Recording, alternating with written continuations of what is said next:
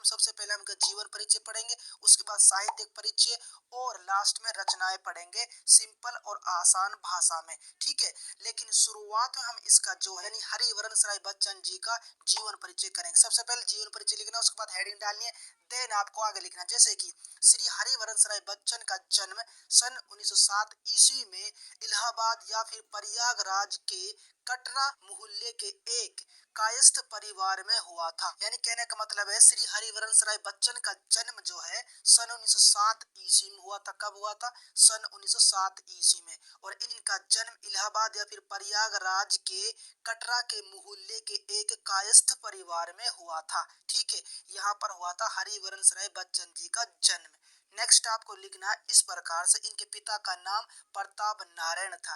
यानी इनके पिता का क्या नाम था? प्रताप नारायण था इनके पिता का नाम। इनके फादर का नाम काशी और प्रयागराज में शिक्षा प्राप्त की। यानी इन्होंने जो है काशी से, इसके अलावा जो है प्रयागराज में जो है अपनी शिक्षा एजुकेशन जो इन्होंने प्राप्त किया, फिर अपनी शिक्षाएं प्राप्त की। ठीक है, नेक्स्ट कैम्ब्रिज विश्वविद्यालय से इन्होंने पीएचडी की उपाधि प्राप्त की। यानी कैम्ब्रिज विश्वविद्यालय से इन्होंने डॉक्टर की उपाधि है जिसे हम कहते हैं पीएचडी की उपाधि इन्होंने प्राप्त की। कुछ समय ये प्रयाग विश्वविद्यालय में अध्यापक रहे और फिर दिल्ली स्थित विदेश मंत्रालय में कार्य किया। यानी कुछ समय तक तो इन्होंने प्रयाग विश्वविद्यालय में अध्यापक के रूप में, टीचर के रूप में इन्होंने कार्य किया। उसके बाद फिर दिल्ली में स्थित विदेश मंत्रालय में इन्होंने कार्य किया। उसके बाद नेक्स्ट आपको इस तरह से लिखना, भारत सरकार ने बच्चन जी को पद्म विभूषण की उपाधि से विभूषित किया।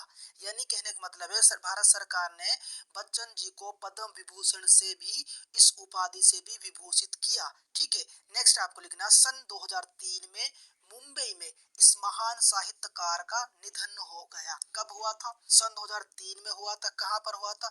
मुंबई में हुआ था इस महान साहित्यकार का निधन। ठीक है, इस तरह से आपको शॉर्ट में हरिवंश राय बच्चन जी का जीवन परिचय लिखना। उसके बाद चलते हैं नेक्स्ट टॉपिक, वह टॉपिक साहित्यिक परिचय। यहाँ पर साहित्यिक परिचय लिखना, हेडिंग डालने, देन आपको लिखना है, बच्चन जी हिंदी कविता के उत्तर छायावाद काल के प्रमुख कवियों में से एक थे।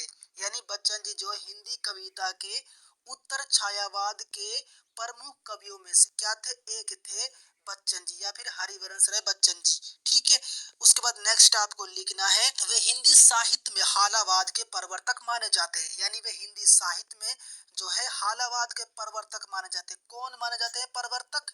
बच्चन जी माने जाते हैं, यानी हरिवंश राय बच्चन जी। ठीक है, इस तरह से आपको यहाँ पर साहित्यिक परिचय लिखना। नेक्स्ट है रचनाएं। यहाँ पर भी आपको हेडिंग डालनी है, जैसे कि यहाँ पर मैंने डाल रखी सबसे पहले रचना, उसके बाद हेडिंग और उसके बाद क्रम अनुसार लिख देनी है रचनाएं। जैसे कि मधुशाला, उसके बाद दूसरे नंबर पे निशान निमंत्रण, उसके बाद तीसरे नंबर पे एकांत संगीत, चौथे नंबर पे आरती और अंगारे, पांचवें नंबर पे मिलन यामिनी आदि। ये इसकी कुछ इंपॉर्टेंट रचनाएं दोबारा पढ़ देते हैं इन रचनाओं को, जैसे कि मधुशाला, ठीक है, उसके बाद निशान निमंत्रण, उसके बाद एकांत संगीत, नेक्स्ट है आरती और अंगारे, और उसके बाद लास्ट में है मिलन यामिनी आदि। ये इसकी कुछ इंपॉर्टेंट रचनाएं हैं हरिवंश राय बच्चन जी की। इस तरह से आपको रचनाएं, साहित्यिक परिचय और जीवन परिचय, इस तरह से आपको बोर्ड एग्जाम के पेपर में फिर किसी भी कारण से लिखना है। ठीक है, अगर वीडियो पसंद आई हो तो प्लीज आपसे रिक्वेस्ट है वीडियो को लाइक कर दो, चैनल पर नए चैनल को सब्सक्राइब कर दो। जय हिंद।